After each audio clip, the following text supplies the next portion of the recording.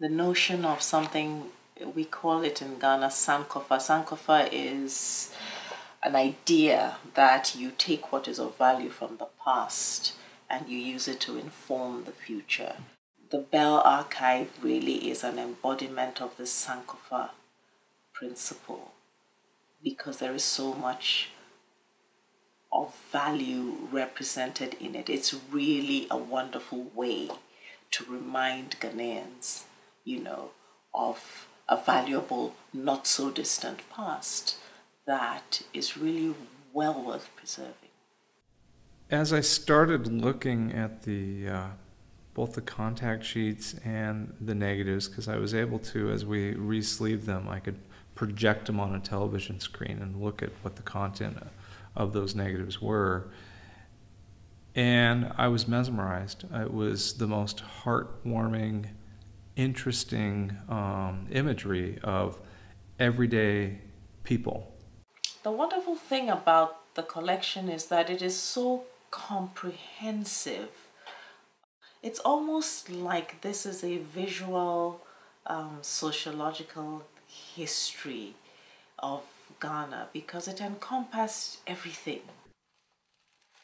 The first thing we did was we re-sleeved the imagery, and then we made new contact sheets to look at what the imagery was, and we decided, well, what are we going to do with this? And it seemed like a golden opportunity to put an exhibition together, so we wanted to make a series of prints that we could show here and then send back to Ghana for a public exhibition there. I started scanning the negatives and researching, well, how could we get back onto photographic paper?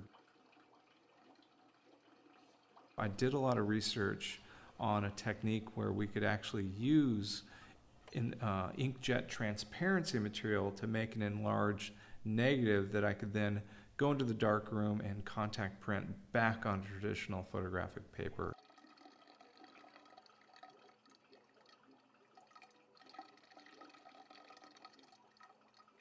I hadn't actually seen Ira for many years at that point, but I had always wanted to bring back to him by way of saying thank you, the catalog that had been developed in Accra between 2003 and 2009. She said, we've started this secondary support group called Friends of MOFRA in the United States, and our goal is to raise funds to build a children's playground and eventually build a permanent archive building for the collection. And we're having a meeting next week. Would you like to come?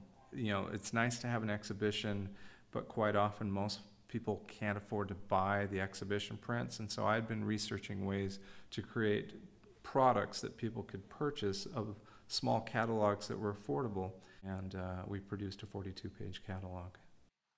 He traveled throughout the country, and he had a great deal of access, I would say, because he was able to enter into spaces that not many people had the capacity to, certainly not many people from abroad, and there wasn't the kind of ubiquitous, visual documentation you have today where everybody has a digital camera. Willis was one of the few people who was able to document what was happening in Ghana visually. We wanted to build a cultural event as part of a First Friday art walk tour, and so we actually had live musicians, we had a children's art area, and then we had volunteers acting as docents to explain the imagery. Well, we've been enjoying it, and we noticed it's all children, so I guess that's the serious play, where serious play comes in. Beautiful, stunning work. The faces say it all. I like black and white photos because I think they show the emotions better than color. If you look at the work, there's something so moving. I was almost brought to tears looking at this work, knowing where we started 10 years ago and knowing the limitations of what we could do 10 years ago versus here we were today, in less than 3 months, putting this incredible publication together, incredible exhibition together, this incredible cultural event together, with all these volunteers, and you know, everybody's just coming together because the power of these images and the story they have to tell is so compelling. I like the fact that so many of the pictures are quiet and contemplative. You know, there's something quite wonderful about that notion of African children being creative and imaginative. You know, if you don't give children an environment in which they can reimagine and recreate their own societies, you're sort of setting them up for permanent dependence. So to me, you know, there has to be room for the development of children's minds at the same time as you are dealing with issues of survival. I would hope that people that look at this collection would look around their everyday life and see the beauty of it, see those magic moments that occur in any setting. And it doesn't have to be some exotic place. It can be in your own neighborhood, because you felt like you were invited in to this very intimate space in his neighborhood where he just lived. What we do with the Bell collection supports the continuing development of the Bell Archive in Ghana and, you know, as it's going international.